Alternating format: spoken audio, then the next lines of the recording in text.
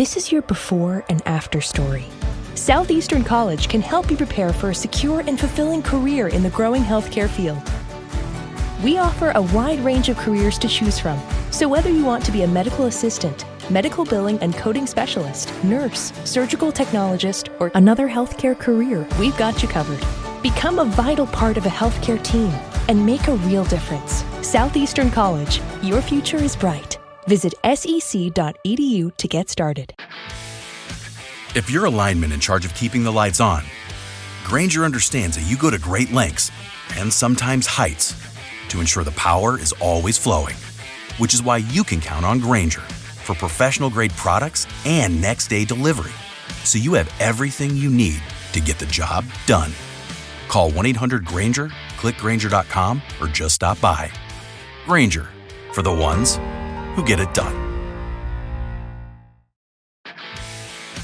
If you're a lineman in charge of keeping the lights on, Grainger understands that you go to great lengths and sometimes heights to ensure the power is always flowing, which is why you can count on Grainger for professional-grade products and next-day delivery, so you have everything you need to get the job done.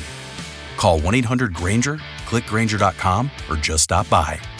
Grainger, for the ones who get it done. Darkcast Network. Welcome to the dark side of podcasting. On October 4th, 1988, 11-year-old Annette Sagers stood at her bus stop in rural South Carolina with her dog by her side. The bus driver spotted her around 7 a.m., but by the time he circled back to pick her up, she was gone. Now, this event would be terrifying on its own, but 11 months earlier, Annette's mother, Korrina Malinoski, had also disappeared from the very same property, a sprawling 6,000-acre plantation tucked away in the swamps of Berkeley County. A note was later discovered that Karina had come back for Annette. But is that what really happened? Did Karina take her daughter away to start a new life far away from the South Carolina Lowcountry? Or did something far darker happen to them both? When a person goes missing, there's a special kind of pain in the not knowing. I want to tell you the stories of those who never came home. Today, I want to tell you the story of Korrina Malinoski and Annette Sagers. I'm Kona Gallagher. And I'm Ethan Flick. And this is And Then They Were Gone.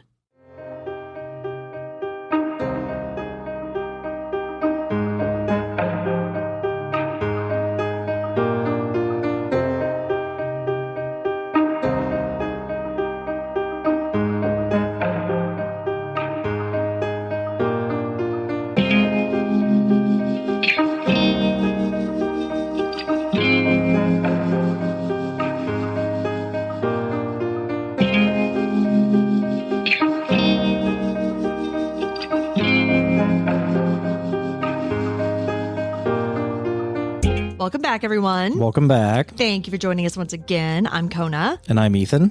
And we're the husband and wife team behind this podcast. Each week, I tell you the story of an unsolved missing persons case. Ethan doesn't know anything about the case going into the episode, and he's here to provide his reactions and questions in real time, hopefully asking some of the same ones you have at home. So I saw you're just making a face at me when I was reading the intro, because it's crazy. Yeah, I mean, I'm immediately wondering, about the father, where he is in the picture. I, of course, instantly go to suspects. Yeah, of course. Right away. I mean, just from the intro, yeah, I don't believe Karina, went missing and then came back for Annette. All right, but there was a note. We haven't even talked about the note. All right, well, I mean, you were wondering why I was making that face. Yeah, this is one of those stories that makes me furious because it's obviously very fishy from the beginning. Yeah. I mean, just that little summary and it has a ton of red flags, but the authorities didn't raise the alarm, at all, which is insane considering that the mother and daughter both went missing less than a year apart, again, from the same property. But when Karina disappeared, it was just treated as a woman who decided to run off. So when I was looking at the original newspaper articles, I found a handful written about Annette's disappearance, but not a single one that had been written about her mother's disappearance the year before. So, like, Karina's disappearance wasn't even covered by the media at all. I just find it so interesting that Karina's story on its own wasn't deemed newsworthy. Yeah. And now I wonder what the father in this situation, what was his reaction when Korrina went missing? Yeah. All right. Well, obviously we're going to get into all that. But before we do, we want to go ahead and thank our newest Patreon supporters, Lisa D, Wendy G, Holly B, and David S. Thank you so much. Thank you all so much. Your support helps keep the show going and helps keep these stories in the public eye. If you want to join them, you can head over to our Patreon and join at any level, starting at just $2 a month, and you will get ad-free episodes and a free copy of the ebook that I wrote. But now, with all of that out of the way, let's get into the story of Korrina Malinoski and Annette Sagers. Korrina Lynn Sagers, known to her family as Corey, was a young mother who had already lived a life full of big changes by her mid-20s. Born in 1961, Korrina grew up in the Midwest with family in Iowa. When she was just 16, she gave birth to her daughter, Annette Deanne Sagers, and raised her as a single mother for several years. According to her brother Leon, she kept the identity of Annette's father a secret, and to this day, the family doesn't know who he is. Suspect. Yeah, that makes me think it wasn't another high school student. Yeah. But, I have no idea. But yeah, to this day, he's unknown. At some point, Corey moved to Texas where she met and married a man named Stephen Malinoski. Stephen had been in the Army, but by the time he and Corey met, he was out and working odd jobs. Together, the couple had 2 young sons. So by 1987, Korrina was 26 years old and balancing life as a mother of 3, 10-year-old Annette and 2 toddler boys. I believe they were 4 and 3 at the time, while also working to help support her family. In Texas at this point? No. Or had she already moved? By this point, they had moved to South Carolina. So they actually moved there in the mid-'80s. They moved to South Carolina's Lowcountry for Stephen's new job. He had been hired as the caretaker of Mount Holly Plantation, a vast 6,000-acre private property in Berkeley County, which at the time was owned by the Alumax Aluminum Company. The plantation was owned by the aluminum company? Yes. Okay. Yeah, so I think they did manufacturing and things there. Oh, interesting. See, when you say like a 6,000-acre plantation, sprawling plantation, I don't think industry. So that's why I know, it's like interesting. Weird. The family took up residence in a rustic cabin-style house on the plantation grounds about a half-mile beyond a locked gate and hidden from the main road by thick woods and swamps. There were no nearby neighbors, only dense forest, marshland, and local wildlife like alligators and black bears that roamed the area. Pretty sure I saw an episode of Goosebumps with Miller that sounded a lot like this. Okay. I don't think I saw that one. Although the property was immense, it was isolated. Driving by on the highway, you'd hardly know that a family lived back along the dirt roads and cypress groves of Mount Holly Plantation. By all accounts, life on the secluded plantation was not peaceful for Corey. Family members later described her and Stephen's marriage as rocky. Corey and Steve apparently argued frequently, and there was allegedly some physical abuse as well. Corey's sister-in-law, Sandy Sagers, said that Korrina would call relatives several times a month in distress over trouble at home. Stephen was allegedly abusive, but Korrina was determined and strong-willed. Sandy recalls that Corey, quote, fought right back, end quote.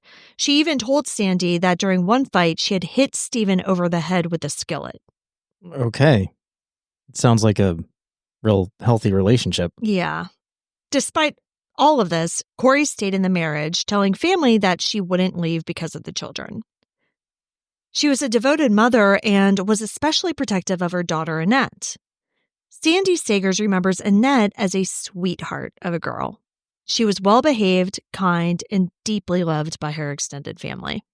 By late 1987, the Malinoskis had only lived on the Mount Holly property for around a year or so, but things were deteriorating. According to Berkeley County Lieutenant Dean Kokinda, quote, there was a lot of domestic violence in the house, end quote. And he also said that Corey was ready to leave him. But I will say that I think that Lieutenant Kokinda got that information later from Sandy and Leon, because I don't think the police at the time were ever called to the plantation for domestic violence incidents or anything like that. And, when Corey went missing, Stephen certainly wasn't telling the cops, like, oh, yeah, also I beat her, Yeah. So I think he's saying all of that based on what he later found out, not what he knew at the time. In addition to tensions at home, Karina had the daily stresses of caring for 2 toddlers and a 5th grader, all while working outside the home. She held a job as a clerk at the Oasis convenience store on Main Street in nearby Somerville, where her boss, Bruce, described her as a reliable and punctual employee. So that's where Corey was in November 1987. She was juggling work and motherhood under increasingly strained circumstances. And that's when the first of 2 disappearances occurred.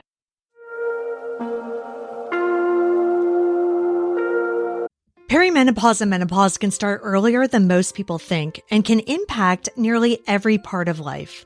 The good news? You don't have to just deal with it. That's where Effecti comes in. Effecti offers modern personalized hormone therapy, including bioidentical estradiol and progesterone, to help bring your body back into balance. Whether you're dealing with hot flashes, mood swings, or brain fog, Effecti's treatments are designed to ease symptoms and help you feel like you again. I'm in my 40s, and perimenopause has hit me hard and really does just make you feel not like yourself. I've been working with Effecti for a while, and you can get treatments that are specifically tailored to whatever it is that you're dealing with. I love it because it's so convenient. Everything happens online, from the medical intake to prescription and delivery. So whether you live in a big city or a rural town, Effecti brings expert menopause care right to your door with no waiting rooms, no pharmacy lines. So if you're struggling with sleep, mood swings, low libido, or just don't feel like yourself, it might be time to look at your hormones, and Effecti can help. Right now, you can get $50 off at Effecti.com with code ATTWG at checkout. That's EFFECTY.com and use ATTWG for $50 off. Start your journey to feeling better. Hot sleepers, listen up. This one's for you. You probably know Avocado Green Mattress for their certified organic mattresses, but did you know that they also make unbelievably breathable natural bedding? From soft organic cotton sheets to light as air silk and lofty down duvets, their bedding is designed to naturally regulate temperature and keep you cool, comfy, and sleeping soundly all night long. Whether it's the softness of our organic cotton sheets, the cloud-like loft of our down and silk duvets, Avocado bedding is designed to deliver luxurious comfort that will have you looking forward to bedtime. And Avocado bedding is thoughtfully designed and expertly crafted for lasting durability. From reinforced stitching to premium, long-staple organic fibers, every detail is made to stand the test of time, wash after wash, season after season. So head to avocadomattress.com today to save 10% on all bedding and 50% on clearance bedding. Avocado, dream of better.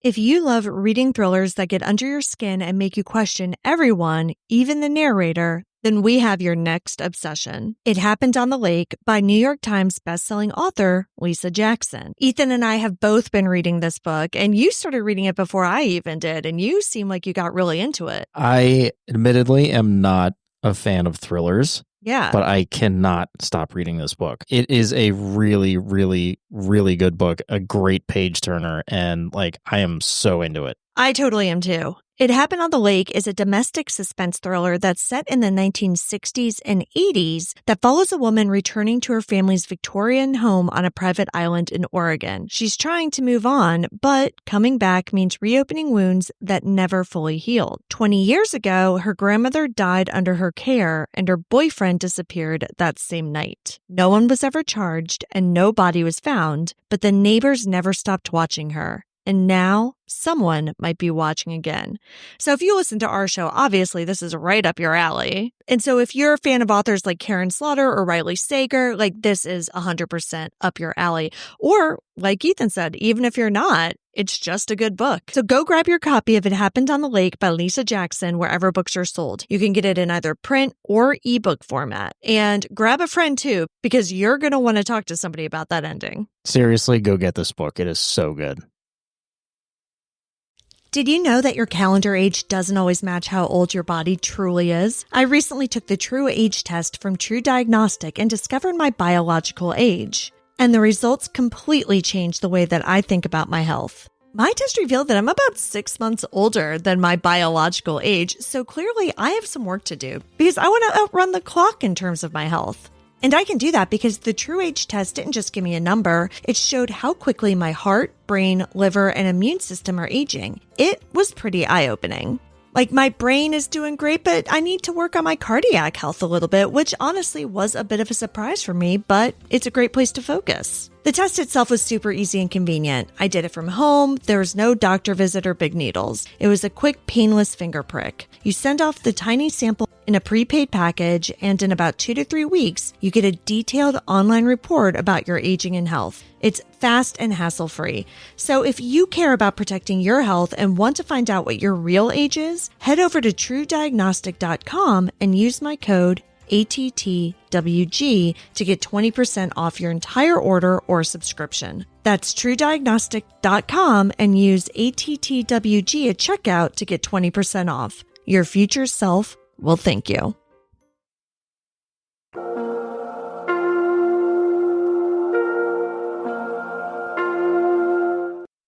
It was the weekend before Thanksgiving, 1987. Corrie worked her shift at the Oasis convenience store on Friday, November 20th, and was expected back in the early morning on Saturday, November 21st. That Friday night, she and Stephen allegedly had an argument at home on the plantation. Steve would later tell authorities that around 11 or 11:30 p.m., Corrie walked out after the fight, saying she was going for a drive, and then never returned. Okay. And this is all just from Steve? Yeah. This was his initial statement to police. Okay.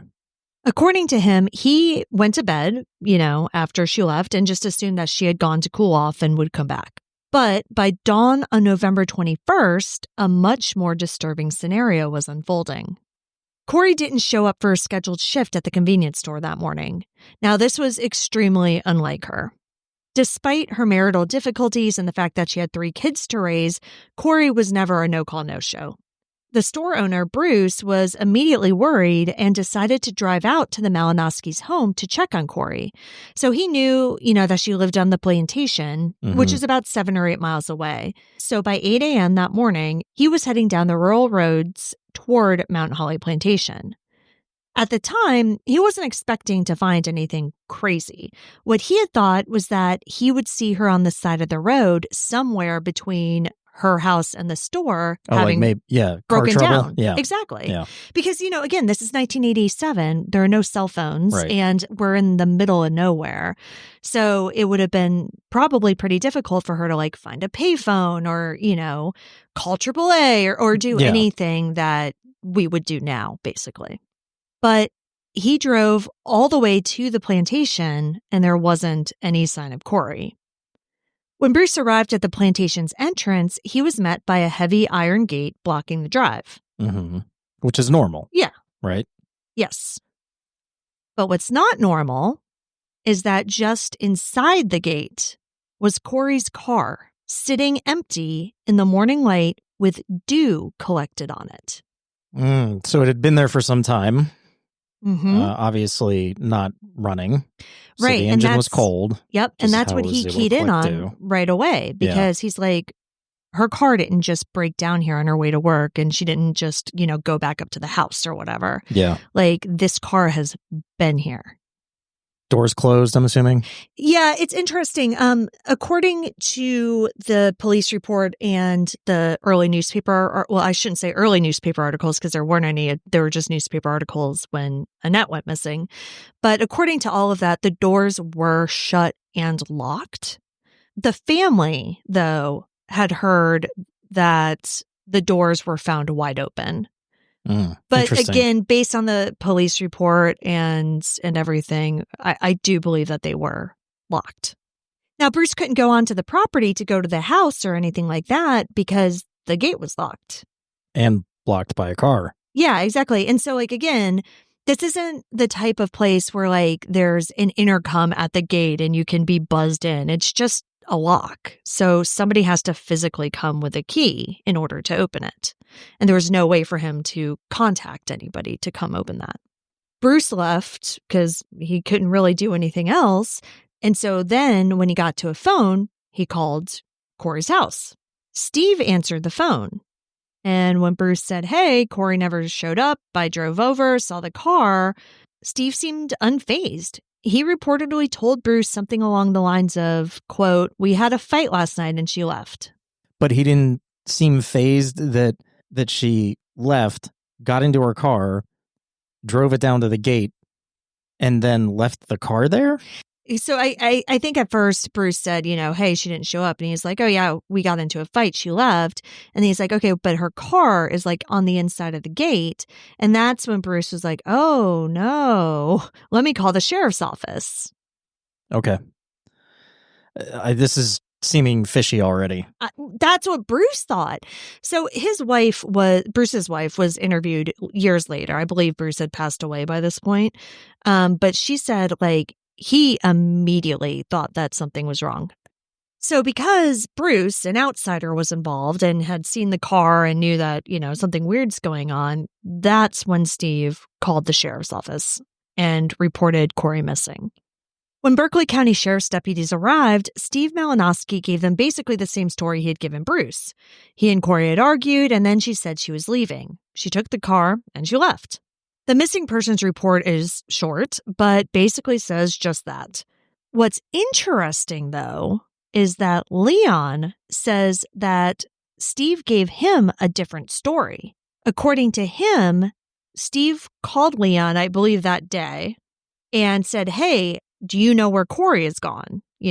She left, we had a fight, she left, she hasn't come back. So he was thinking maybe, she went to see Leon or whatever. Leon, of course, had no idea where Corey was, hadn't heard from her. And this is where Steve's story changed. According to Leon, Steve told him that after Corey drove off in anger, he stood on the front porch and actually saw her at the end of their long driveway getting into another car with someone. Oh, come on. Yeah, so he's saying that she basically drove down to the gate and somebody came and met her and took her away. Certainly plausible, except for the fact that he's leaving. I mean, I don't know how detailed he got as far as the description of the fight, but in the middle of the fight, she gets on the phone and makes arrangements to have somebody come and pick her up. Exactly, right? Because again, no cell phones, no computers. Right. She would have had to do this using the landline at their house. Yeah. And there's no record of that. And again, unfortunately, I don't know if police actually pulled phone records, but I don't think they did because they weren't treating it as a missing persons case. They were just like, oh, she's an adult and left on her own. Right. And Steve didn't tell the police that he had seen her leave with someone. Right. He said that she just drove off and he had no idea. But even going back, that story isn't plausible because it's physically impossible. The house sat about a half mile from the road down a curving, tree-lined drive in dense woods. Gotcha. So the end of the drive is not visible from the front porch. Yeah. Even in November. When the trees are bare. No. It's too far away. It's too curvy. It is not visible. Years later, Lieutenant Kokinda said, quote, there's no way, even back then, that the woods were thin enough where he could see the roadway, end quote. Well, and he didn't give that statement to the cops. No. And he was surprised when Bruce said that her car was at the end of the driveway. Yep. Yeah, so that's not the story he gave Bruce either. Right. In other words, Steve's claim to have watched Karina meet a vehicle at the road was virtually impossible. Steve floated other explanations as well. he told deputies that Karina had been having an affair and that she must have run off with another man, abandoning the family. But investigators found no evidence to support this claim, and Corey's friends and family had never heard of like some secret boyfriend or anything like that. Plus, all of her personal belongings, except for maybe like her purse and her keys, were still in the house. Mm-hmm. From the very start, authorities had suspicions of foul play in Corey's disappearance, even as they officially treated it as a missing persons case.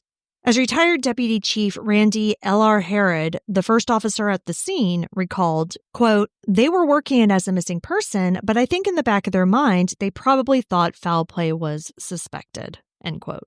So they did, though, treat it as a missing persons case. Yes. So it wasn't just, oh, she's an adult, she can leave on her own. I think they treated it as a missing persons case as opposed to a homicide case or a crime. Yes. Like, they didn't investigate it. They didn't look for her, really. Well, it doesn't sound like it. Yeah.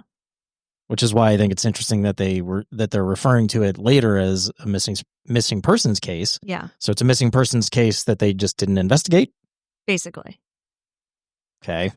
Like I said, for the record, Bruce was not buying this whole thing about her having a secret boyfriend or whatever and just taking off.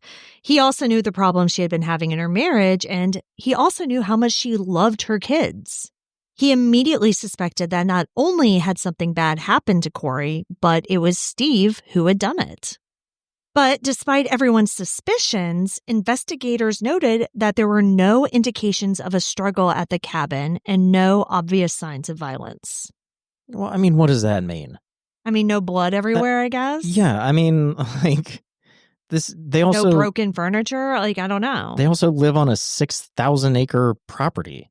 She could have stormed off, and then... He could have followed her. He could have followed, Yeah. and who knows where he could have murdered her. Yeah. Or dragged her, like, hit her unconscious, dragged her someplace, and then killed her. Right. 100%. Look at the house, obviously make sure that there's no signs of a struggle inside the house, but they live on a densely wooded 6,000-acre property, and it's swampy. Yeah.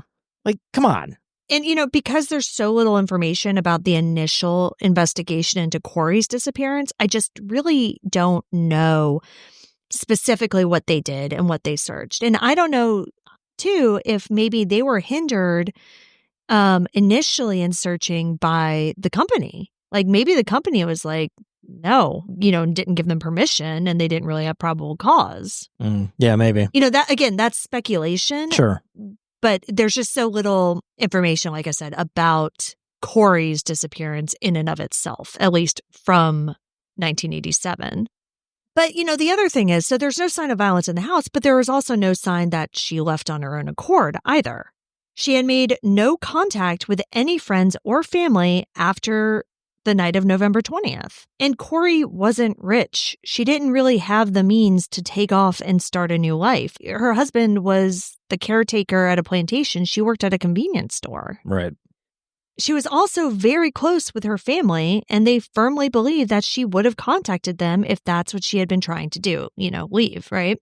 Leon had been telling her for years that he would help her if she ever decided to leave Steve, and that there was no reason for her to not take him up on that. And again, like, this is something where her family knew about the problems she was having in the marriage. They knew about the abuse. So this isn't a situation in which she's feeling shame about it and keeping it secret. Right. She's already talking about it and has been for a while. Right. And I think that if she wanted to leave, her family would have been thrilled. And they would have said, yes, bring the kids. We'll figure it out. Within days of Corey's disappearance, law enforcement did interview Steve Malinoski multiple times. And at one point, Steve actually consented to a polygraph test regarding his wife's disappearance. Oh, okay. So he took it, but the polygraph results came back inconclusive. The ambiguous result did nothing to clear the cloud of doubt around him. Now, meanwhile, police alerted Karina's extended family in Iowa that she was missing, and some relatives traveled to South Carolina to assist and to keep pressure on the investigation. At any point, did they talk to Annette? I don't know. I don't know what they said to Annette. The only thing I know about Annette I'm about to get to, and it comes from a family member. I don't know how much the police talked to her at the time. Because you got to figure, like... She was 10. Yeah. She's aware. I mean, the little boys would have had, like, no idea what was happening. I mean, I still would have interviewed them. Yeah. But I 100% would have dug into Annette. Yeah, exactly. One visitor in the immediate aftermath was Karina's father, and he brought along her half-sister, Cheryl. And now this was just, like, right after Corey vanished. So very shortly after, they pretty much immediately went down to South Carolina. But Steve's behavior during that visit was, according to Cheryl, very peculiar and unsettling. She later recalled, quote, "Steve wouldn't let us be basically alone with Annette," end quote. Okay. At one point, Cheryl says that Annette, like, tugged on her sleeve and said that she wanted to show her something up in the attic. But as Annette tried to lead her up there, Steve intervened and refused to let them go. Cheryl never learned what, if anything, Annette wanted her to see. In hindsight, of course, Cheryl can't help but wonder if Annette had possibly discovered something, maybe evidence of her mother's fate, that was hidden in that house. Cheryl later said that she thought Corey's body may have been up there, but I personally don't think that's what it was, because it was a small house, a body, smells, it leaves traces, and I just don't think that that would have been easily hidden. And I believe also the police did say they took kind of like a cursory look in the attic when they were just doing their initial kind of not, I don't even want to go so far as say search of the home. Look around? Yeah. And they didn't see, a body or anything that looked like it could have been a body. So I don't think that that's what was in the attic, but I mean, I think there's a good chance that something. Well, it clearly was something that Steve didn't want anybody to see. Exactly. Despite extensive searches and growing suspicions, no trace of Korrina Malinoski was found in 1987. As weeks turned into months, the case went cold. L.R. Harrod, the deputy who first responded, later admitted the investigation quickly hit a dead end with little evidence to go on. Quote, "We searched the local area very well and we put out bulletins all over the nation, but we never got any information back," end quote. What does that mean? We searched the again, I don't know if they just very mean well. the town, what does that mean? Or if they mean the property itself. Right. I don't know. I mean, because the most obvious place where where her body would have ended up would have been somewhere on that property. Yeah, and there's no evidence that she ever left the property. Right. So, yeah, one would think. But again, I just don't know exactly what searches were done. By the spring of 1988, Steve Malinoski remained in South Carolina, raising Annette and the two little boys alone on the plantation. Family members like Corey's brother Leon and sister-in-law Sandy Sagers stayed in touch with Steve, partly to keep tabs on the children's well-being, and partly because they hoped to eventually assume care of Annette themselves. So legally, because Annette was not Stephen's biological child, Corey's side of the family could petition for custody if Corey remained missing for a year. Interesting. Okay. Yeah, so that was whatever. I don't know if that's still a law in South Carolina, but at the time, that was the law in South Carolina. Now, Leon and Sandy had even begun to make arrangements for Annette to spend the summer of 1988 with them in Texas. And this is a trip that Stephen surprisingly agreed to at first. Sandy later said, quote, "We almost had her. He was all for it, was going to do it, then all of a sudden just changed his mind," end quote. Stephen's abrupt withdrawal of permission for the summer visit was disappointing and puzzling to Corey's family. Now, around the same time, and I do not believe these two things are unrelated, another troubling incident occurred on the plantation that indicated all was not well. According to law enforcement, in mid-1988, a concerned coworker or associate, who's described as the caretaker, but Steve was the caretaker, so it's just probably another employee on the property, he discovered that Stephen had been neglecting the children's basic needs. Annette had reportedly contacted this plantation coworker and asked if he could bring food for her and her little brothers because they hadn't eaten in 3 days. The caretaker was obviously alarmed by this, and so he did exactly what one should do in that situation. He notified the Department of Social Services. Yeah. DSS opened an inquiry into the Malinoski household for child neglect in 1988, which put Stephen under added scrutiny. Investigators now theorize that this incident made Stephen view Annette as a liability.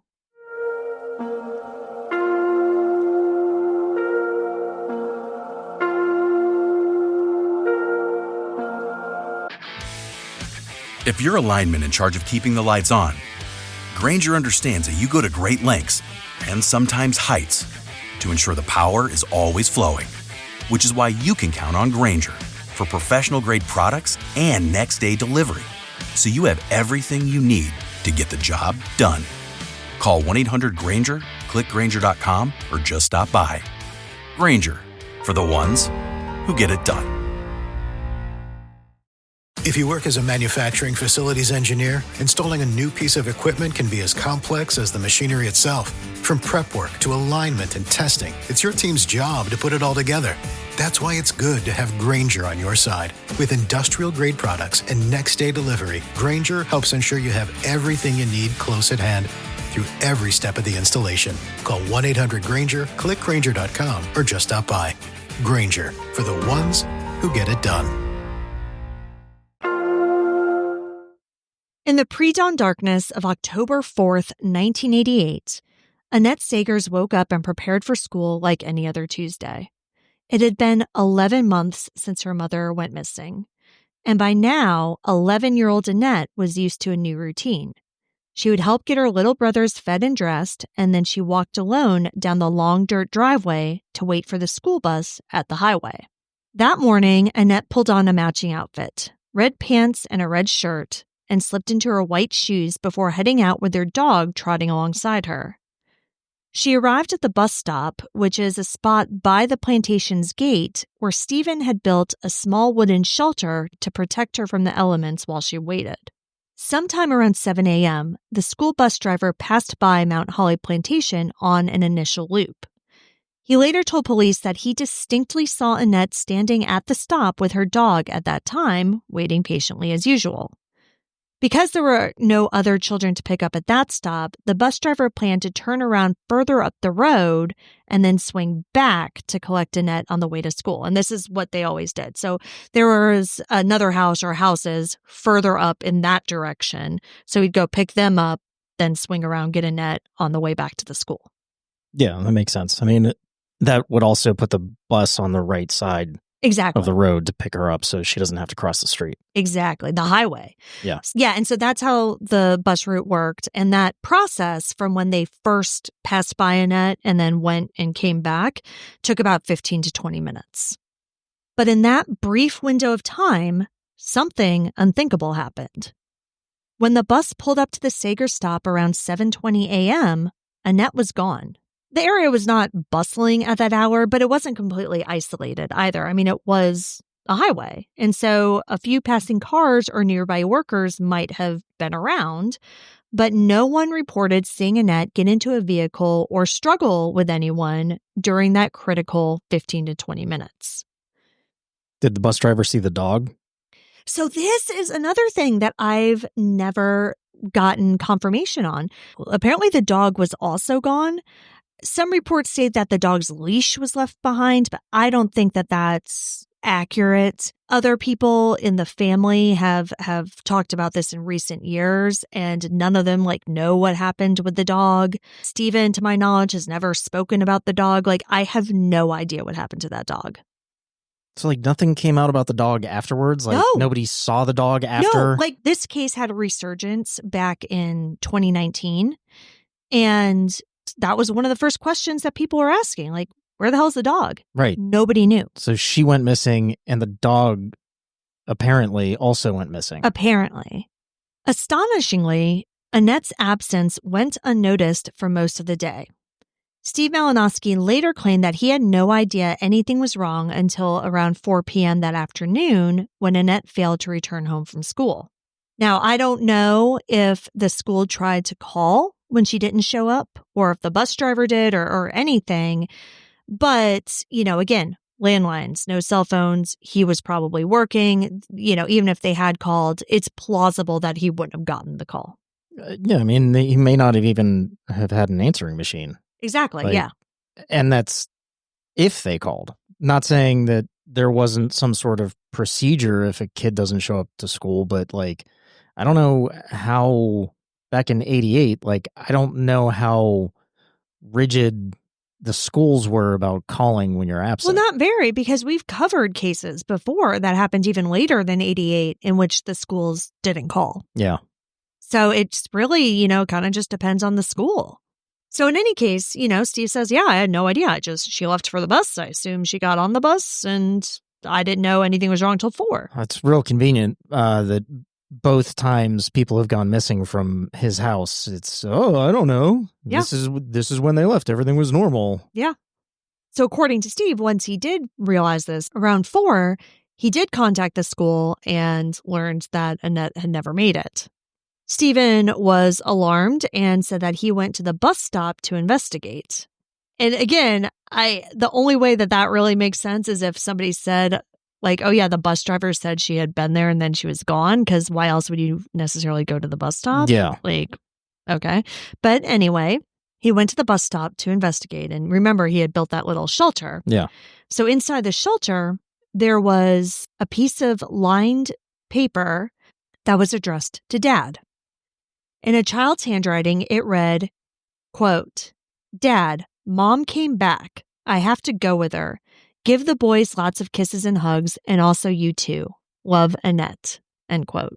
Yeah, okay. I don't buy it. Several words were scratched out and rewritten.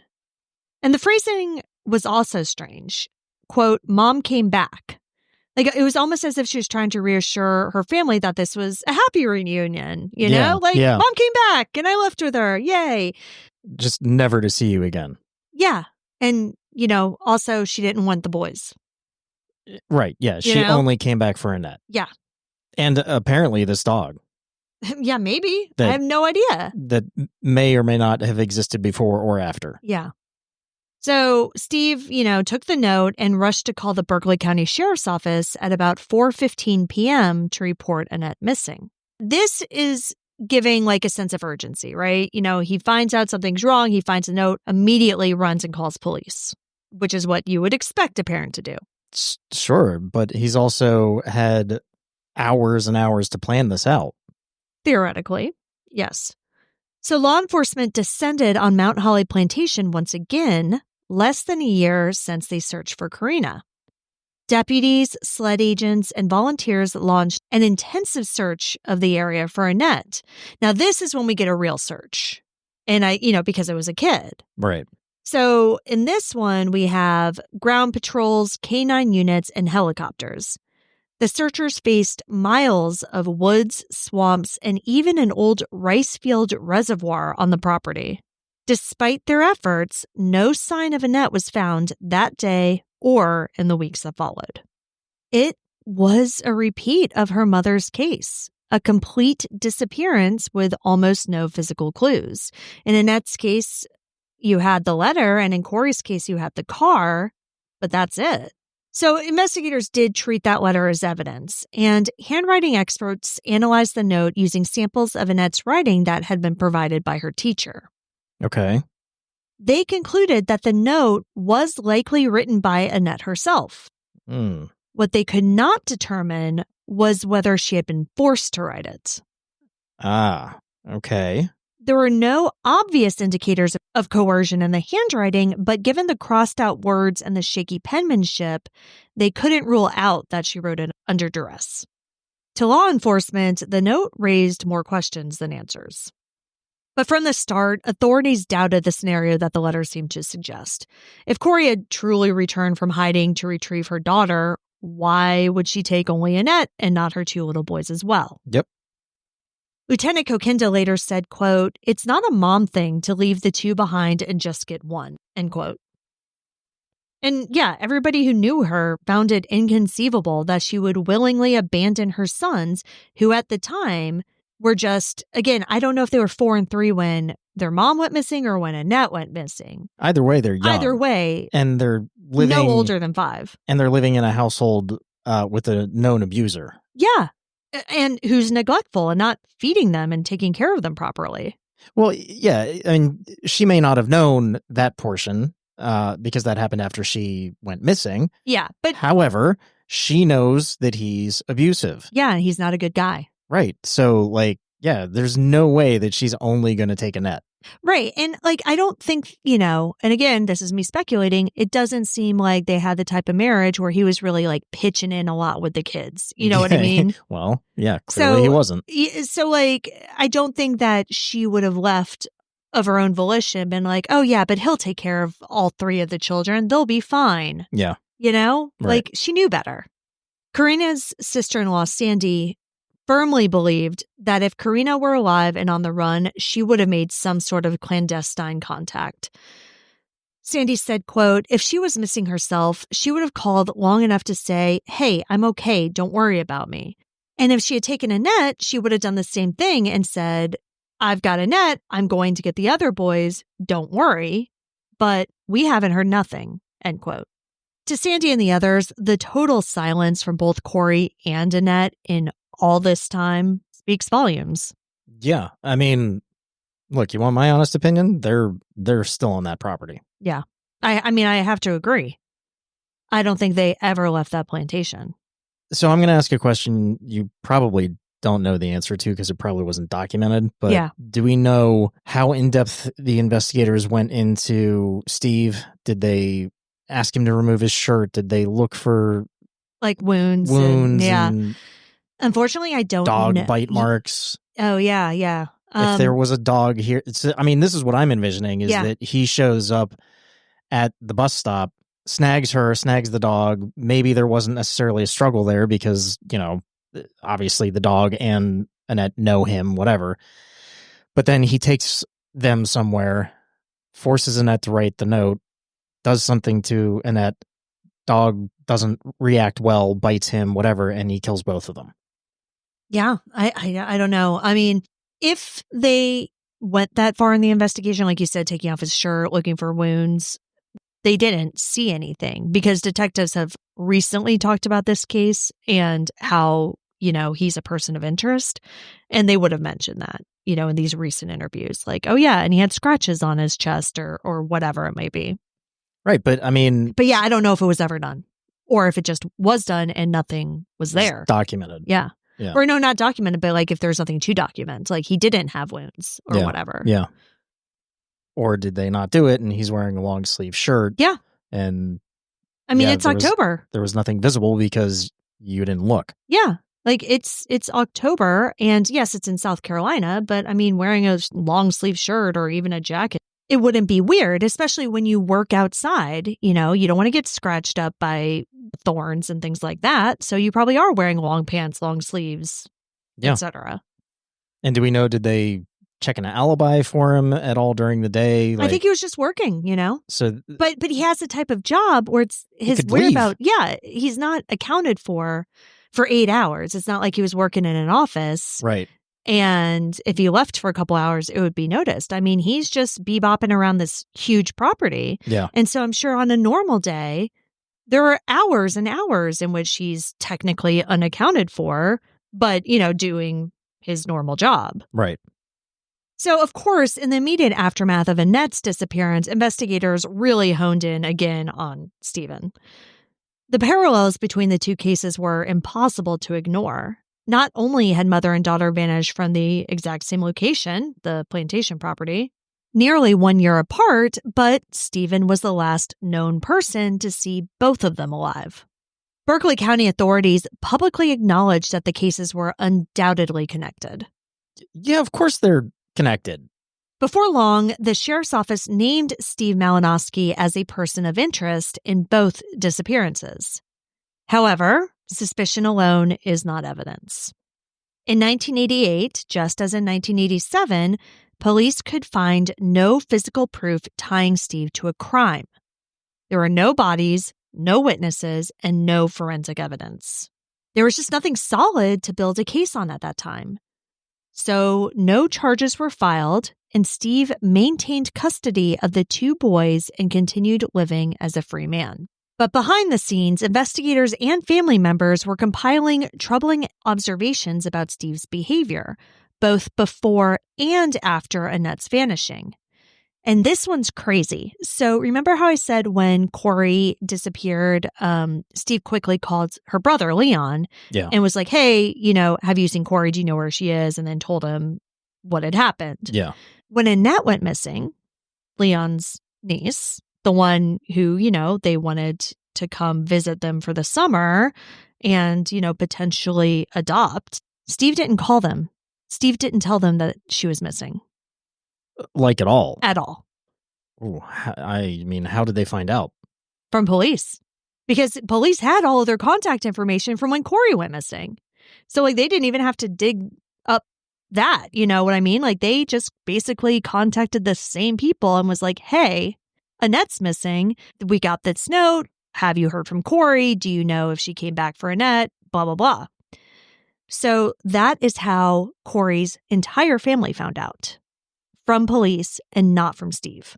Cheryl had been planning to come down and visit the Malinoski house the very week that Annette disappeared.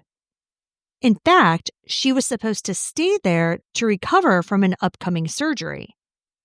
And in the weeks prior, Steve had been unusually friendly with Cheryl on the phone, encouraging her to visit and even suggesting other activities that they could do when she came down. Now, this sudden affability struck Cheryl as out of character, and when she mentioned it to Deputy Chief L.R. Herod, he gave her a stark warning.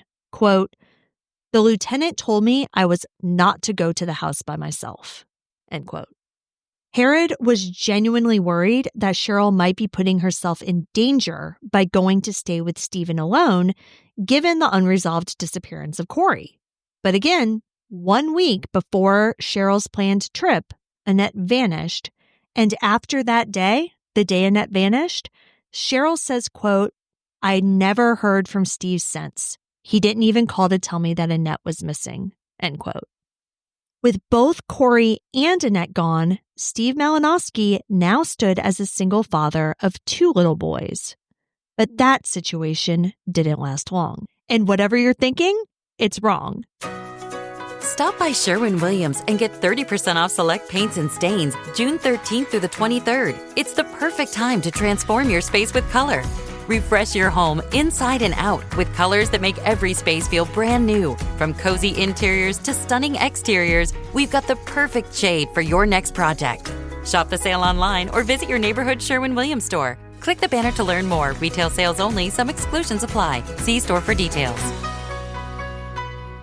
You want the best for your child. K-12 can help them gain the skills they need to reach their full potential while giving you the support you need to get them there. K-12-powered schools are tuition-free, accredited online public schools for students in kindergarten through 12th grade. Their state-certified teachers make online learning interactive and engaging, allowing your child to learn at their pace from the safety of home.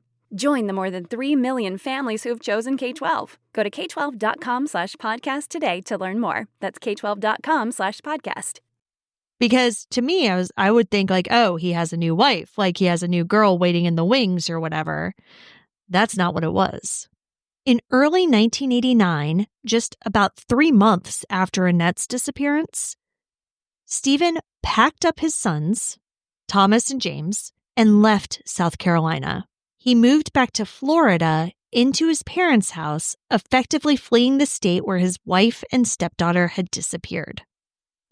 Now, he was, of course, legally free to relocate. Authorities had no grounds to stop him. Right.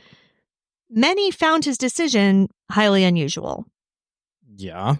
In most cases of missing loved ones, especially missing children, family members stay in the area in case their missing loved ones return. Steve, on the other hand, removed himself and the children from Mount Holly Plantation entirely just over a year after losing Corey and only 3 months after losing Annette. But that wasn't the craziest thing that Steve did. After moving to Florida, he abandoned his 2 sons. Okay. Oh, Jesus. According to later reports, Stephen left Thomas and James with a neighbor one day and simply never returned to pick them up. Isn't he living with his parents? So by this time, he had moved out of his parents' house. And according to his sons back in, 2019, who are now adults, they went to live in what they called the projects. So they were living there, no longer with Steve's parents. And Steve just dropped him off one day and never came back. Why wouldn't he drop them off with his parents? Like, why? I don't know. Why give them to a neighbor? I get the impression by that time, like, Steve and his parents were not getting along. Like, I think his parents were starting to suspect him of things. And at the time, according to his sons, Steve was heavily into drugs as well. Well, okay. That tracks. Yeah. Steve also didn't notify Corey's family that he was giving up the boys, despite Leon and Sandy Sagers being very willing to take them in. They had been trying to get custody of Annette before she disappeared. And again, the only reason why they were only trying to get custody of Annette was because they had an easier legal path to do so. Right. Yeah. Like, Steve would have had to agree to give up his parental rights for his sons. Yeah. And that's just obviously a much bigger issue. Right. The Malinoski boys ended up in foster care for years before eventually being adopted in their teens. So they went to foster care, but nobody from Corey's side of the family would take them? I don't know if they knew. Oh, shit. Really? Yeah, because they never heard from Steve after Annette's disappearance. They had no idea where he was. Yeah. Oh, wow. Steve's callous abandonment of his sons, Karina's biological children, was a devastating blow to her relatives. But it also fit a pattern. Investigators later learned that years before Steve even met Corey, he had fathered a daughter with a previous partner and had similarly walked away, even falsely telling people that his first wife and baby girl had died in a fire. Oh, my God. This guy's a piece of work. Yeah, and there was apparently another daughter in between her and when he met Corey as well. So apparently there are 2 daughters. One has done interviews surrounding this case, and she just, eventually in doing, I don't know if it was genealogical research or just asking family, eventually tracked some of his family members down. And they were like, oh my God, we thought you were dead. Oh my God. This is nuts. Yeah. As Thomas and James reached adulthood, they reconnected with the Sagers side of the family and learned the full truth about the mysteries that took Corey and Annette. Both sons have since publicly stated that they suspect their father's involvement in the disappearances, but because they were so young at the time, they have no memories that can aid in the investigation. Yeah. One brother doesn't even remember Corey at all. The younger one, he says he doesn't remember their mom. And then the older brother says that he does kind of remember having a sister. Yeah. And living in the woods. But that's about it. On top of the age issue, there's obviously a lot of trauma. Yeah. So there's probably a lot of suppressed memories, and for sure, probably suppressed for a reason. For years, Steve Malinoski lived under the radar. After he abandoned his kids and they were in foster care and all of that, he remarried and had 3 more children. Oh my God. Can we legally neuter this guy? What the hell? And for a long time, he faced no consequences related to Corey or Annette's cases. However, trouble eventually caught up to him in another way.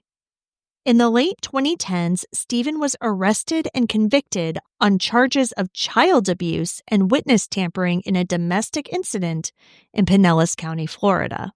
This case was unrelated to Corey and Annette, but it put Steve behind bars for a period of time. Korrina and the other Berkeley County investigators took the opportunity to interview him in jail around 2019. But Steve maintained his innocence, insisting, quote, "I don't have nothing to do with this," end quote.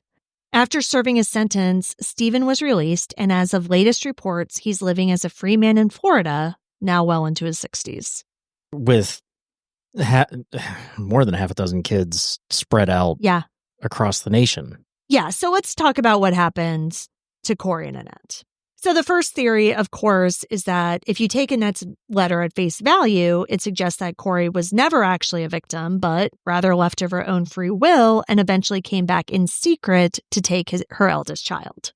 But again, not the other ones. Exactly. And nobody's ever heard from them since 1987 for Corey, 1988 for Annette. Like, nobody thinks this is likely. Not the family, not police, like nobody. So I really don't think we need to talk any more about that than we already have. Now, another theory is that both Corey and Annette were abducted, but that Steve had nothing to do with it. Bullshit. But yeah, I mean, it doesn't make any sense because what are the odds that two different perpetrators happened to target a mother and daughter at the same location less than a year apart? Or that, like, it was the same perpetrator and he just came back 11 months later to get the daughter? Yeah. And not to mention, like, the first occurrence when Corey went missing, it would have been happenstance or that she was at the end of the driveway at 11:30 p.m. Right. Like on a private road. Extremely unrealistic. Behind an iron gate. Right. Like, none of it makes sense. And again, you know, you go back to Annette's case and she's at the bus stop and then she's not. Nobody saw any weird vehicles. Nobody saw her struggling. Like, nobody saw anything on the highway, the road, anything. Now, of course, there's a third theory, the one that makes the most sense, that Steve, the husband and stepfather, was directly involved in both Corey and Annette's disappearances. In this theory, Corey was murdered or died as a result of foul play during or after the domestic altercation on November 20th, 1987, and Stephen disposed of her body on the plantation grounds. Then, 11 months later, as pressure mounted and Annette perhaps witnessed something or threatened to expose him, Steve orchestrated Annette's disappearance as well, likely killing her and concealing her remains to cover up his first crime. Yep. That's what I'm going with. Yeah, and Stephen's actions after the disappearances scream guilt to most people. You know, preventing Annette from speaking to relatives alone, canceling her trip at the last minute, suddenly becoming over-attentive to Cheryl, and then bolting to Florida and abandoning his sons. None of it aligns with an innocent, grieving husband/father. Instead, it aligns with somebody who's trying to avoid scrutiny and responsibility. Even one of Stephen's own friends later came forward with a disturbing conversation. In 2016, a friend of Stephen's told investigators that years prior, while driving around the plantation at night, they passed a large dirt hill near a pond on the property, and Stephen had remarked, quote, "That'd be a good place to bury a body." This comment was allegedly made before Corey went missing. If true, it suggests that Stephen had already contemplated of how to dispose of a body on Mount Holly Plantation. So taking all those points together, it's no surprise that most of Korrina's family and the investigators who have worked the case believe that Steve Malinoski is the culprit. In their view, he got away with 2 murders, largely because he was able to hide the bodies so well on that vast plantation that forensic evidence has never been found. As Kokinda put it, the working theory is that Corey and Annette, quote, never left the plantation, end quote, after they disappeared. Authorities think that their remains are still somewhere on that 6,000-acre expanse of swamps and woods, and that if one is found, likely the other will be found nearby, finally proving both crimes. At this point, though, absent a confession from Steve, which seems unlikely, finding their bodies is probably the only way to definitively solve the case and bring charges. Though there hasn't been a ton of evidence in this case over the years, a potentially huge piece slipped through the cracks back in the early 90s. A pond or reservoir near the Malinoskis' former cabin was drained during maintenance, and a rolled-up rug tied with electrical cord was found submerged in the water. Nobody opened it up? Nobody looked in it? The plantation's new caretaker reported the carpet to authorities, apparently concerned that it could be related to the missing persons case. Okay, good. But according to Lieutenant Kokinda, the rug was never properly documented or tested at the time because apparently whatever detectives were working, just weren't very familiar with the case. And the carpet was eventually discarded without ever being analyzed for hair, blood, or fibers. By that time, it had been in the water for years and was black with algae. So maybe there was nothing to find, but we'll never know because it's gone. And it doesn't sound like anybody opened it up even. They just... No, I mean, but I think they may have opened it up, but, even if they didn't, there wasn't a body in it. Yeah. So, but there could have been a lot of other evidence in it. After that, the case saw essentially no movement until over a decade later. In the year 2000, out of the blue, the Berkeley County Sheriff's Office received an anonymous letter that jolted investigators into action. The letter claimed to know the fate of Corey and Annette. It stated that their bodies were buried in Sumter County, South Carolina, about 80 miles away. And they even provided a specific location with a map, basically a crossroads in a wooded area. And this tip was taken very seriously. Berkeley County coordinated with Sumter County authorities and conducted an extensive search of the indicated location using cadaver dogs. The chief at the time, L.R. Herod, recalled that they brought in a highly trained dog that, quote, could find Civil War-era bones in a jar buried 4 feet in the ground, end quote. If human remains were there, the dog should have sniffed them out, but the search came up empty. There was no trace of Corey or Annette in the Sumter site. Investigators then examined the letter itself for any forensic evidence. They processed it for fingerprints and DNA, hoping that the sender might have left a clue to their identity. Unfortunately, no usable prints or DNA were recovered. The letter's author remains unknown to this day. Whether it was a cruel hoax or an honest mistake by someone who thought they had inside knowledge is unclear. In any case, it proved to be another dead end that dashed the family's hopes. After the false lead in 2000, the case once again went cold. Then, a new sheriff, Dwayne Lewis, and a dedicated cold case investigator, Lieutenant Dean Kokinda, who we mentioned several times in this episode, took renewed interest in the case. They reviewed all of the old files, re-interviewed witnesses, including that 2016 interview with Steve's friend, who recalled the good place to bury a body conversation, and sought out new resources. One innovative step that they took was partnering with the College of Charleston's geology and hydrology experts to address a big challenge of searching Mount Holly Plantation. It's wet, swampy terrain. Over 3 decades, the movement of water through soil can carry decomposition scent far from its source, making cadaver dog work tricky. In February 2019, the Sheriff's Office began collaborating with geology professor Dr. Norman Levine and a hydrologist from the Department of Natural Resources to develop a mathematical model of the terrain. By analyzing how water flows and where soil deposition occurs, they aimed to narrow down the search area from an overwhelming 6,000 acres to a more manageable zone. Sheriff Lewis explained in 2019, quote, "They're developing a model where we can narrow that 6,000 acres down to 100 or 200 acres, which is a doable search," end quote. In addition to this hydrology modeling, a specialized cadaver canine team was brought in to conduct targeted searches of Mount Holly. The South Carolina Canine Search Team deployed highly trained dogs capable of detecting human decomp even decades old. Now, the dogs did alert to scent of human remains in certain areas of the plantation. And each time a dog signaled a hit, investigators would carefully excavate and dig in that vicinity.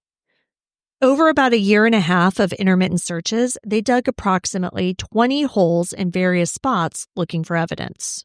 And some of these were near that big hill by the pond that Stephen had allegedly pointed out. But despite the promising dog alerts, no human remains or evidence were recovered from those digs. But again, because of the water flow, they said that, it's likely that the scent isn't where it actually is. Right. In 2020, the true crime docuseries Up and Vanished featured Corey and Annette's story, which brought national attention to the case. The episode re-examined the disappearances, and it was around that time that Lieutenant Kokinda and Sheriff Lewis publicly reiterated that Stephen Malinoski remained the prime person of interest, although he was still in charge. Local news also picked up the thread. In 2022, Charleston's ABC affiliate, WCIV, produced a detailed investigative special titled Bring Them Home, Secrets in the Swamp, which revisited the entire saga with new interviews. Nearly 37 years have passed since Korrina Malinoski vanished, and 36 years since Annette followed. In the community around Moncks Corner and across Berkeley County, their story remains one of the most poignant unsolved mysteries. The mother and daughter who disappeared into the swamp and shadows of Mount Holly Plantation. Sheriff Dwayne Lewis has stated that as long as he's in charge, he won't let the file collect dust. It will continue to be worked on until answers are found. Before we wrap up, though, I do want to get more into the idea of Annette being a liability. I think there are a couple things. I think that Annette, whether she witnessed what happened to her mom or not, I think she knew something about what happened to her mom. She wanted to tell Cheryl that there was something in the attic. Right. And then Steve wouldn't let them go up to the attic. I mean, whatever that was, I don't think it's a coincidence. Yeah. No, I agree. I think there's that. Then you also have to look at the fact that the CPS case or the DSS case had been recently opened against Steve. Yeah. And that's because Annette called somebody. Right. But my personal theory is that DSS, if they were to continue to investigate, they wouldn't have just uncovered neglect. I think they would have uncovered abuse as well. And potentially Annette may have said something to them because, I used to be a CPS worker. Like, you have to do interviews with the children by themselves. Yeah. And again, I don't know how far they had gotten in that whole process yet. I think they were probably pretty much at the beginning. Yeah. Which is why Steve allegedly, potentially did what he did. Right. I think there's also the timing, right? It was 11 months after Corey disappeared. Corey's family was eligible to request custody of Annette after a year. The clock was ticking. And if he had no more access to Annette, he had no way to keep her quiet. Right. In addition to that, he was charged many years later with child abuse.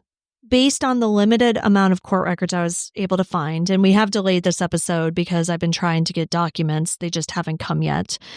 Based on the limited amount of information I was able to find on that 2019 case, the abuse might have been sexual.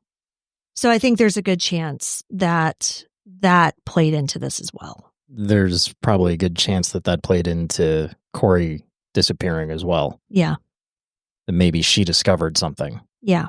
And that's what led to the fight. I think it's definitely a possibility.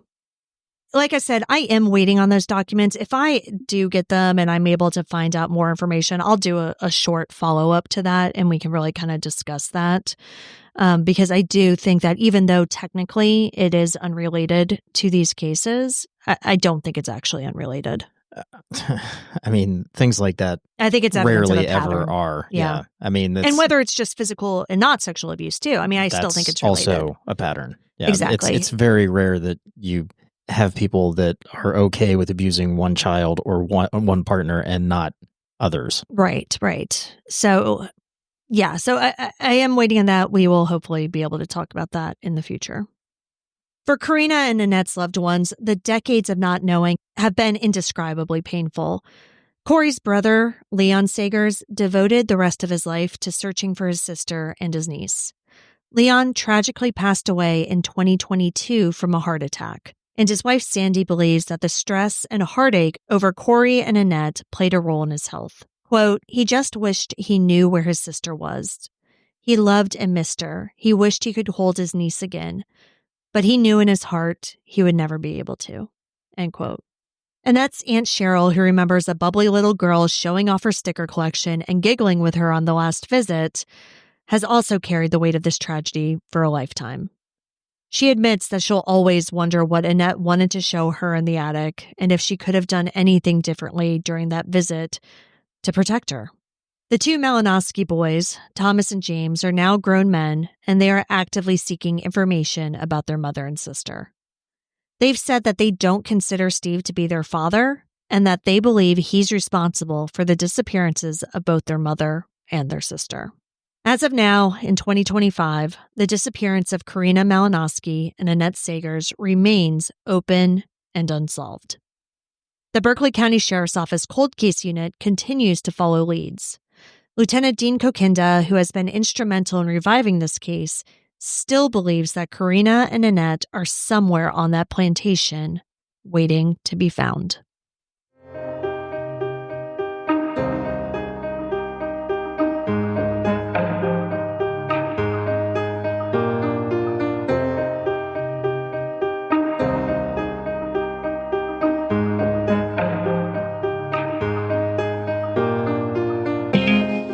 Korrina Lynn Sagers Malinoski has been missing from Moncks Corner, South Carolina since November 21st, 1987. She was 26 years old at the time. Karina is a white female with brown hair and brown eyes. She was approximately 5'3" and weighed between 125 and 175 pounds. Annette Deanne Sagers has been missing from Moncks Corner, South Carolina since October 4th, 1988. Annette is a white female who is about 4 foot 8 inches tall and 95 pounds, with brown hair cut around shoulder length and brown eyes. She had a slight speech impediment and a gap between her upper front teeth. She was last seen wearing a red short-sleeved shirt, red pants, and white shoes. Annette was 11 when she went missing. Today, she would be 47. Both mother and daughter are classified as endangered missing. Anyone with information is urged to contact the Berkeley County Sheriff's Office Cold Case Unit at 843-719-4465. You can see all the sources for this episode along with photos and videos at our website, andthentheyweregone.com. And be sure to follow us on social, and Then They Were Gone Pod on Facebook and at ATTWG Pod on Instagram and TikTok. If you like what we're doing, please subscribe and consider leaving a 5-star review on Apple Podcasts. It will help new listeners find us. And the more people that listen, the more chances we have of bringing someone home. And we'll see you here next week for a brand new episode. See you next week. And Then They Were Gone is hosted by Kona Gallagher and Ethan Flick. All research, writing, and editing is done by me, Kona Gallagher. Theme music is The Stork by Ketsa. Additional music is provided by Kai Engel. And Then They Were Gone is a Little Monster production. Hey, you can do it!